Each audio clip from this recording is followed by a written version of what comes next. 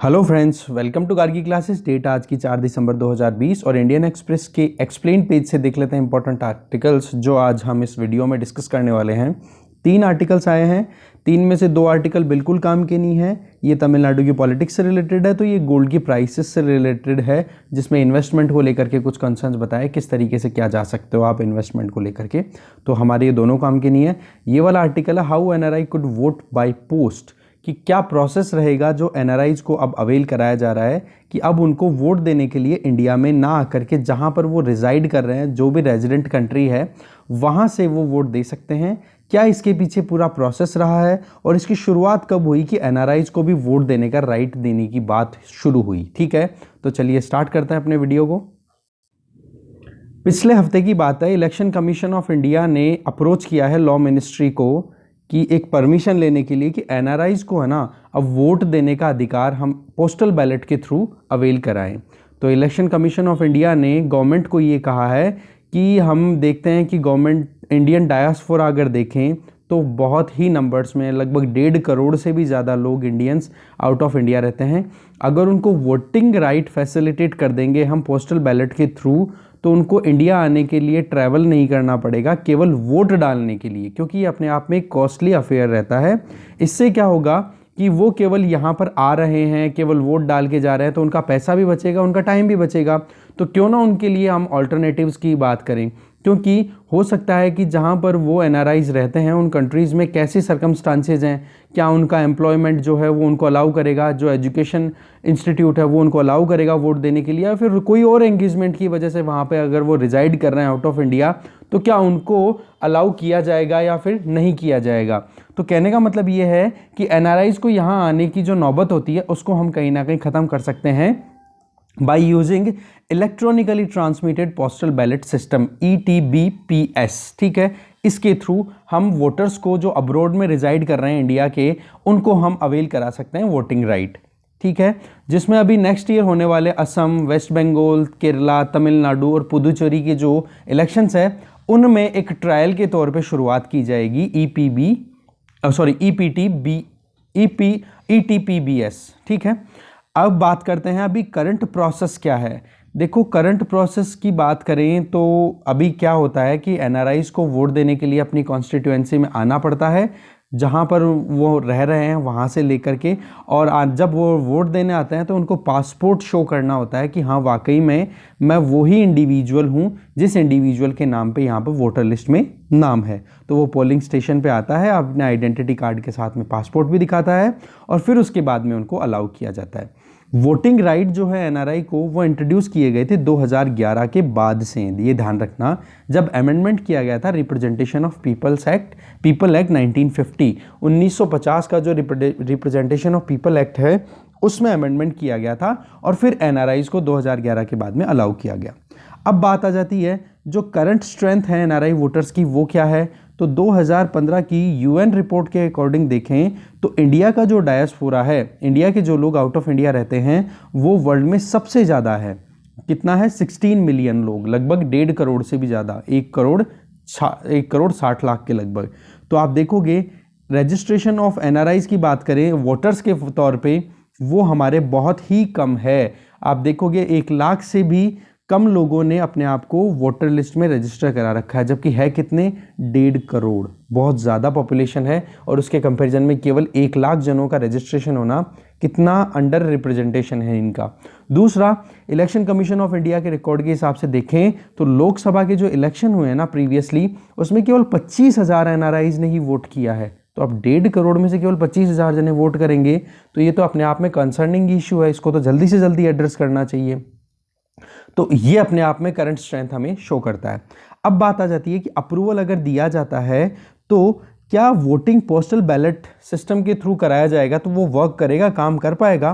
तो election commission का जो प्रपोजल है, इसमें जो एनआरआईज इंटरेस्टेड होंगे वो अपना पोस्टल बैलेट के थ्रू वोट डाल सकेंगे। पर उसके लिए क्या करना पड़ेगा, उनको रिटर्निंग ऑफिसर आरओ जो होता है उनसे एक बार इनको इन्फॉर्म करना पड़ेगा। और इन्फॉर्म भी कब करना पड़ेगा, जब एक बार नोटिफिकेशन डिक्लेयर हो गया ना इलेक्शन का, उसके 5 दिन के अंदर अंदर। मान लो आज अगर नोटिफिकेशन डिक्लेयर हो गया कि हाँ भाई यहाँ पर चुनाव होने वाले, असम में चुनाव होंगे, ये 15, 20 या 25 तारीख को यूँ मान लो एक बार, ठीक है, 20 तारीख को इलेक्शन होंगे, तो आज नोटिफिकेशन आ गया ना, तो आज हो गई मान लो 4 तारीख, तो 9 तारीख तक उन एनआरआईज को अपने आरओ को इन्फॉर्म करना होगा कि भाई हम वोट डालना चाहते हैं। फिर आरओ जैसे ही इस इंफॉर्मेशन को रिसीव करेगा तो आरओ जो है इलेक्ट्रॉनिकली एक बैलेट पेपर को डिस्पैच करेगा उस इंडिविजुअल के लिए कि भाई हम आपको ईमेल कर रहे हैं या फिर इलेक्ट्रॉनिकली हम आपको जो बैलेट पेपर है वो सेंड कर रहे हैं।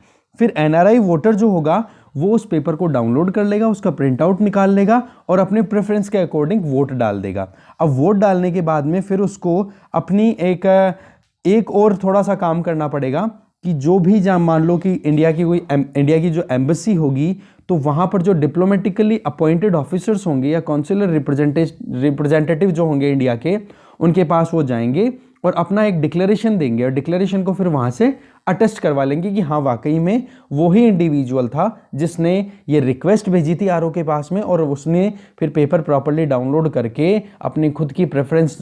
पुट कर दी है, वोट डाल दिया है और ये फाइनलाइज कर दिया जाएगा उस पर्टिकुलर ऑफिसर के द्वारा जो डिप्लोमेट अपॉइंटेड है उसके साइन के द्वारा। कहने का मतलब वो एक अटेस्टेशन लेना जरूरी हो जाएगा। तो ऐसे करके हो जाएगा पूरा प्रोसेस। अब यहाँ पर आर्टिकल में ये बताया जा रहा है कि अब वो वोट किस तरीके से आएंगे इंडिया में, वो जो बैलेट पेपर है वो कैसे आएंगे, वो अभी तक क्लियर नहीं है कि क्या बैलेट पेपर को जो इंडिविजुअल है वो अपने हिसाब से ही ऑर्डिनरी पोस्ट के थ्रू पोस्ट करेगा या फिर इंडियन एम्बेसी में वो ड्रॉप कर देगा अपने वोट को, जिससे कि फिर बाद में इंडियन एम्बेसी के जो वर्कर्स हैं वो क्या करेंगे, वहाँ पर सेग्रीगेट कर देंगे मतलब एनवलप को कॉन्स्टिट्यूएंसी वाइज, और फिर उनको सेंड कर देंगे चीफ इलेक्टोरल ऑफिसर को जो कि हर एक स्टेट में अपॉइंटेड होते हैं, और फिर उसके बाद में उनको आरओ के पास भेज दिया जाएगा जो कि फिर फाइनल काउंटिंग करेगा। ठीक है, तो इस तरीके से अभी इस चीज़ पे क्लैरिटी नहीं है कि इंडिविजुअल खुद अपने लेवल पे सिंपल या ऑर्डिनरी पोस्ट के अकॉर्डिंग पोस्ट के बेसिस पे सेंड करेगा या फिर एम्बेसी में सबमिट कराएगा, ये चीज़ क्लियर नहीं है। बाकी प्रोसेस क्या है वो आपको समझ में आया होगा। अब बात आती है कि इस डिस्प्रोपोजल की ओरिजिन कहाँ से होती है। देखो, इलेक्शन कमीशन ऑफ इंडिया ने इस बारे में सोचना, इस ऑप्शन के बारे में सोचना बहुत पहले से शुरू कर दिया था जब रिक्वेस्ट आई थी राज्यसभा के जो एमपी हैं और जो इंडस्ट्रियलिस्ट हैं नवीन जिंदल, उनके द्वारा रिक्वेस्ट आई थी, और मिनिस्ट्री ऑफ ओवरसीज अफेयर ने भी ये बात कही थी कि भाई एनआरआईज को भी वोटिंग राइट आप प्रोवाइड करो और फिर उसके बाद में उनको एक इजी वे प्रोवाइड करो जिससे कि वो ज़्यादा से ज़्यादा लोग वोटिंग जो हमारे जनरल इलेक्शंस हैं या फिर जो भी इलेक्शन है उनमें वो इजीली पार्टिसिपेट कर सके। तो इसके लिए पिटीशन फाइल की गई थी सुप्रीम कोर्ट में 2013 और 2014 के टाइम पे। तो 12 मेंबर की एक कमेटी सेटअप की गई थी 2014 में, और लोकसभा इलेक्शंस की जब बात की हुई तो 3 ऑप्शंस के बारे में बातचीत की इस 12 मेंबर्स की कमेटी ने। एक तो ये कि वोट कराया जाए बाय पोस्ट, दूसरा ये कि वोट कराए जाए इंडियन मिशन जो कि हाँ वहाँ पर एम्बेसी है वहाँ पर जाकर के वोटिंग करवा दी जाए, और तीसरा ऑप्शन बोला ऑनलाइन वोटिंग करवाए। बट इनमें पता पड़ा कि ऑनलाइन वोटिंग जो थी उसको तो बिल्कुल ही डिस्कार्ड कर दिया क्योंकि वहाँ पर सीक्रेसी जो थी वो कॉम्प्रोमाइज हो सकती थी, इसलिए इस बारे में बातचीत नहीं की गई। फिर बात आती है कि इंडियन मिशन जो अब्रॉड में अपॉइंटेड है उनके थ्रू अगर इलेक्शन करवाएं, उनके वहाँ पर वोट करवाएं तो वहाँ पर एडिक्वेट रिसोर्सेज अवेलेबल नहीं होंगे, तो वो प्रॉब्लम है। फिर 2015 में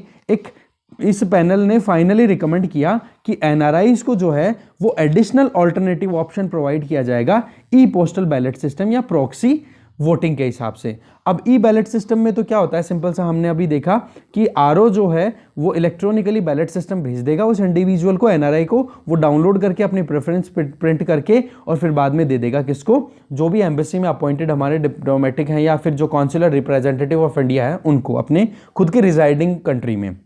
दूसरा, प्रॉक्सी वोट में क्या होगा कि मान लो कोई इंडिविजुअल ए है, वो यूएसए रहता है पर वो वोट देने नहीं आ रहा है, तो उसने जब भी वो इंडिया आता है तो उसने इलेक्शन कमीशन ऑफ इंडिया के सामने एक डिक्लेरेशन साइन किया और ये कह दिया उनको कि भाई मैं इंडिविजुअल बी जो कि इंडिया में रहता है उसको मेरी जगह पे मैं अपॉइंट कर रहा हूँ, या फिर एक तरीके से उसको अपनी जो पावर है वो डेलीगेट कर रहा हूँ कि भाई अब मेरी जगह पे जब भी वोटिंग हो तो आप वोट कर सकते हो। तो इसको बोलते हैं प्रॉक्सी वोटिंग। तो प्रॉक्सी वोटिंग में एक रजिस्टर्ड इलेक्टर को क्या है, डेलीगेट कर दी जाती है voting power as a representative. ठीक है, लॉ मिनिस्ट्री ने आप देखोगे एक्सेप्ट कर दी रिकमेंडेशन को कि हाँ भाई प्रॉक्सी वोटिंग जो है वो सही है। अब बात ये आती है प्रॉक्सी वोटिंग की हाँ भी कर दी, और इलेक्ट्रॉनिकली जो वोटिंग होने की बात करें, ई बैलेट पेपर की बात हम कर रहे हैं, वो भी हम बात कर चुके हैं। अब बात आती है कि पॉलिटिकल पार्टीज ने क्या एक तरीके से अपनी तरफ से रिस्पॉन्स दिया।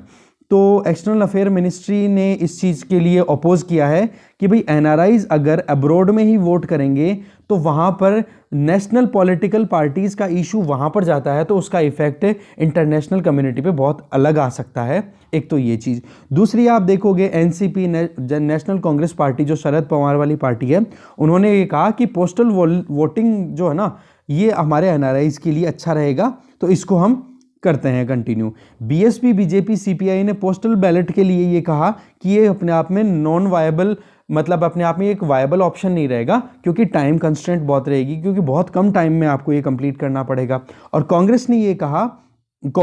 कहा कि पोस्टल बैलेट को मतलब पोस्टल बैलेट पेपर इलेक्ट्रॉनिकली अगर आप सेंड करते हो तो उसमें कहीं ना कहीं रिस्क है, तो कांग्रेस ने इसको कह के डिस्कार्ड कर दिया। फिर बात आ जाती है कि मिनिस्ट्री ऑफ एक्सटर्नल अफेयर्स ने जो यहाँ पे शुरुआत में अपनी जो एक तरीके से डिस्कार्ड दिया कि भाई जो भी कॉन्सुलेट वहाँ पर अपॉइंटेड होंगे तो वो इलेक्शन कमीशन के लिए कैसे काम नहीं कर पाएंगे, तो उसकी वजह ये बताई कि मान लो कि आप वहाँ पर अपने खुद के वोटर्स को अलाउ करते हो, तो सबसे इंपॉर्टेंट चीज़ तो होती है कि वो जो नेशन है, फॉर एग्जांपल यूएसए में रहते हैं या फिर कोई दूसरे कंट्री में रहते हैं, तो वो लोग अलाउ भी करेंगे कि नहीं कि भाई इतना बड़ा आप एक्टिविटी परफॉर्म कर रहे हो, इंडिया के नाम पे वो एक्टिविटीज़ परफॉर्म कर रहे हो किसी दूसरे कंट्री में, तो वो लोग अलाउ करेंगे कि नहीं। और सारे कंट्रीज़ डेमोक्रेटिक कंट्रीज़ नहीं है। और दूसरा, अटेस्टेशन लेने के लिए जब जाना पड़ेगा, जो कॉन्सुलेट है इंडिया का वहाँ पर अपॉइंटेड डिप्लोमेटिक मिशन के तौर पे, तो वो साइन देगी, तो उनके पास में ऑलरेडी बहुत कम मतलब टाइम रहता है या बहुत ज़्यादा प्रेशर ऑलरेडी उनके ऊपर बहुत सारा रहता है, तो वो परमिशन देना अपने आप में बहुत बड़ा सवाल है कि बहुत सारे कंट्रीज़ नॉन डेमोक्रेटिक कंट्रीज़ भी तो है ना, कि वो कंट्रीज़ मना कर देगी भाई हमारे वोटिंग यहाँ पे सिस्टम नहीं चलता है। ठीक है, जैसे नॉर्थ कोरिया आ गया, चाइना हो गया, यहाँ पर क्यों अलाउ करेंगे, तो वो अपने आप में बड़ा इश्यू है।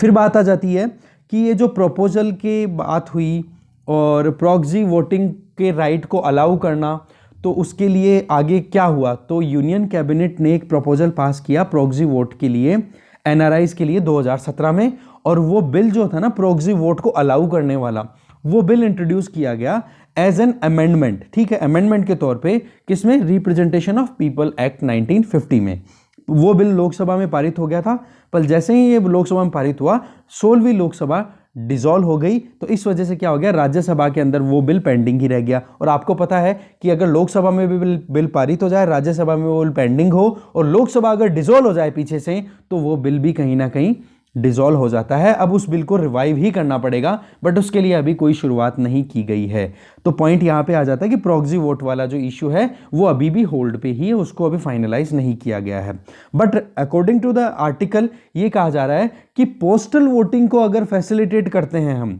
ठीक है, प्रॉक्सी के लिए तो आपको बिल पारित करवाना पड़ेगा, बट पोस्टल वोटिंग को अगर हमें ओवरसीज वोटर्स के लिए अवेल करना है, तो उस केस में केवल हमें कंडक्ट ऑफ इलेक्शन रूल 1961 को ही चेंज करना है, उसमें पार्लियामेंट की नोट की जरूरत नहीं है, क्योंकि रूल्स में ही चेंज कर रहे हो आप, एक्ट में चेंजेस नहीं कर रहे हो। ठीक है, तो इस तरीके से इस आर्टिकल के इंपॉर्टेंट प्रोविजंस के बारे में हमने बात की। अब बात यह आती है कि क्या दूसरे कंट्रीज में भी ऐसे फैसिलिटी अवेलेबल है। जी हाँ, बिल्कुल, यूके में उस इंडिविजुअल के लिए फैसिलिटी अवेलेबल है जो पिछले 15 सालों मतलब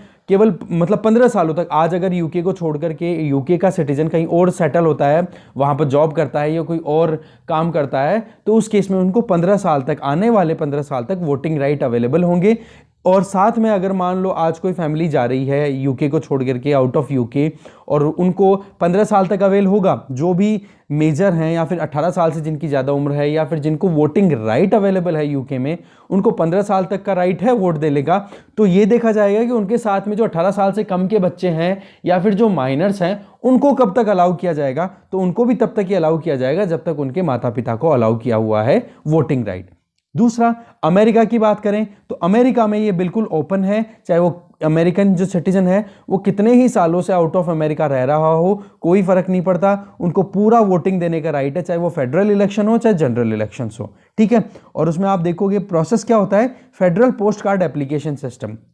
इसके बेसिस पे होता है, ठीक है। तो इन्हीं से कहीं ना कहीं एक्सपीरियंसेस को हमने गेन किया है और उन्हीं को अब असम और जो अपकमिंग जो 2021 में 2021 में होने वाले जो इलेक्शंस हैं उनमें अप्लाई करने की इलेक्शन कमीशन की मंशा है। अब देखने वाली बात है, इसको जल्दी से जल्दी इंप्लीमेंट होने के लिए अप्रूवल मिल जाए तो काम हो जाएगा। और करना क्या है, 1961 का जो ये कंडक्ट ऑफ इलेक्शन रूल है इसमें केवल चेंजेस लाने हैं, इसमें पार्लियामेंट की नोट की भी जरूरत नहीं है। जबकि प्रॉक्सी वोटिंग को अगर अलाउ करना है ना तो फिर जरूर हमें पार्लियामेंट के अप्रूवल की जरूरत पड़ेगी, ठीक है। तो इस तरीके से आज के एक्सप्लेन पेज को हमने अच्छे से डिस्कस करने की कोशिश की है। So thank you very much for watching this video.